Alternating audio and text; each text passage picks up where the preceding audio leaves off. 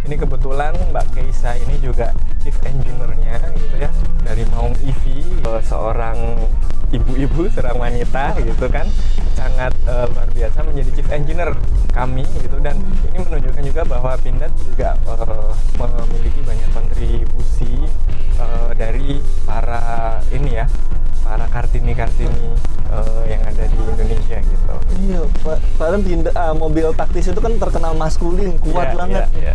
Ternyata chief engineer-nya wanita ya. Wah, menarik banget.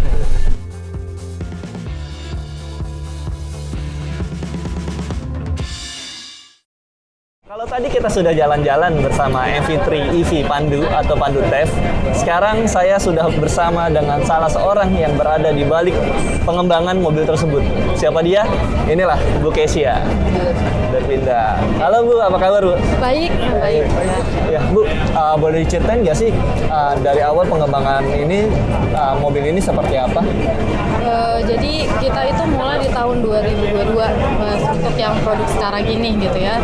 Jadi awal mulanya memang kita ingin memberikan suatu poin lain dari produk Pindad, karena kan biasanya produk kita itu rampur ya gitu. Kemudian kita merambah ke kendaraan operasional ya, kemudian sekarang ini untuk kita masuk ke kendaraan listrik nih. Jadi makanya waktu saat itu kita ingin ada varian yang lain, apalagi elektrik, dan juga saya juga mengetahui tahun 2030 itu kita harus menggunakan kendaraan listrik nih di berbagai kota di Indonesia. Nah, jadi memang sesuai dengan arahan Presiden tersebut kita memulai nih kendaraan listrik ini gitu. Wah, berarti pengembangannya udah cukup lama ya Bu? Ya, betul. Dan ini semuanya dikerjakan oleh anak bangsa Bu? Ya, betul sekali gitu. Di Bandung? Di Bandung gitu. Ya. Wow. Kira-kira berapa orang sih Bu yang terlibat Bu? Kalau yang terlibat itu sekitar 40 orang untuk keseluruhan ya gitu maksudnya. Baik dari yang desainer, kemudian juga yang menentukan pemilihan komponen dan sebagainya, juga hingga manufaktur gitu maksudnya. Juga dengan mitra-mitra kita yang memang support sekali terhadap proyek ini. Gitu. Satu hal yang menarik sih Bu, biasanya kan mobil-mobil di industri otomotif lah ya, apalagi yang mobil-mobil taktis besar seperti ini, biasanya pengembangannya, di belakang pengembangannya seseorang yang tough gitu ya, yang maskulin. Nah, kalau di Pandu ini berbeda gitu, Bu Kesia. Ya, mungkin saya dikasih kesempatan ya kali ini buat memimpin tim gitu ya. Memang walaupun saya perempuan tapi tim saya gitu ya memang mostly-nya adalah laki-laki gitu. Jadi dan memang di sini poinnya adalah mungkin ada aspek-aspek yang lebih menyentuh dari sisi perempuan, itu terutama di produk ini tidak yang pure military untuk taktikal secara yang digunakan oleh TNI yang selama ini keras, kaku dan sebagainya ya. Kita udah mulai merambah nih menuju ke juga kendaraan-kendaraan yang nantinya masuk ke kendaraan yang sipil gitu ya. Jadi mungkin karena kendaraan listrik ini diberikan kesempatan buat saya untuk jadi lead ya untuk project ini. Jadi memang sebenarnya aspek perempuan itu juga ternyata masuk loh gitu dalam pengembangan produk gitu. Oh, makanya di pendekatannya dia lebih kenyamanannya juga diutamakan ya di mobil ini ya, berbeda dengan varian sebelumnya. Kemudian oh, seperti itu. Gimana Bu, mimpin pasukan yang cowok banget Bu Ya, di industri sebenarnya otomotif? untuk produk itu sangat challenging banget ya gitu, karena memang basicnya para teknikal yang ada di Pindad itu gitu ya, kemudian biasanya kita bikinnya rampur, kendaraan yang besar-besar, yang berat dan sebagainya, kita mulai merambah yang kendaraan ringan gitu ya. Jadi memang secara capability mereka cukup mampu, dan ini sekarang mungkin saya bantu melit mereka gitu, dan memang ngobrol dengan mereka sebenarnya saya jadi lebih banyak tahu sekarang untuk kendaraan-kendaraan Gitu. Bu, dari pengembangan sejak awal tadi 2008 ya?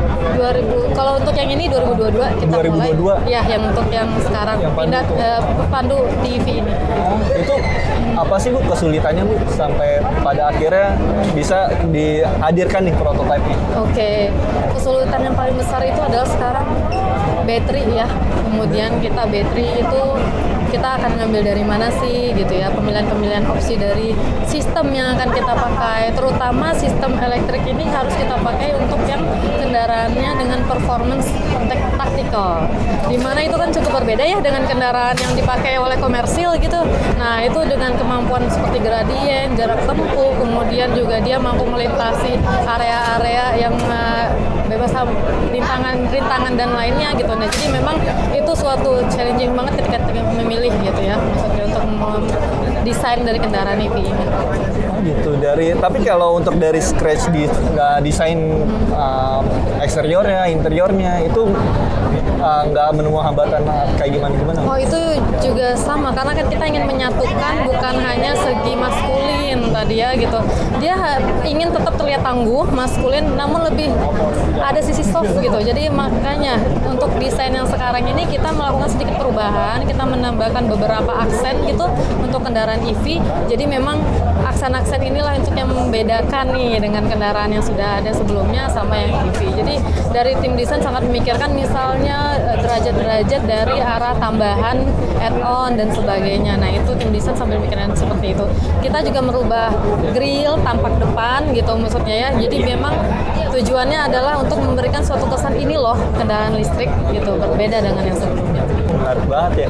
Dan kalau kita lihat dari spesifikasi juga ada hal yang menarik juga nih Bu, buat saya, yaitu pemilihan baterainya. Nah. Kalau biasa kan mobil listrik sekarang kan baterainya LFP ya, teman-teman juga mungkin tahu gitu. Seperti ada BYD, ada Chery dan lain-lainnya.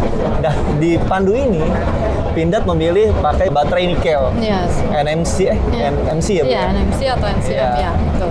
Kenapa Bu alasan? Ya, jadi Pandu EV ini kita kenapa memilih menggunakan NCM ya, nikel manganis kobalt, itu karena kita mengejar performance sebenarnya. Karena ini kendaraannya taktikal, kita punya suatu standar ukuran sehingga untuk menempuh itu memang kita riset kita butuh baterai yang ringan, kemudian dengan high density gitu, sehingga bisa memberikan suatu performance yang ingin kita tuju.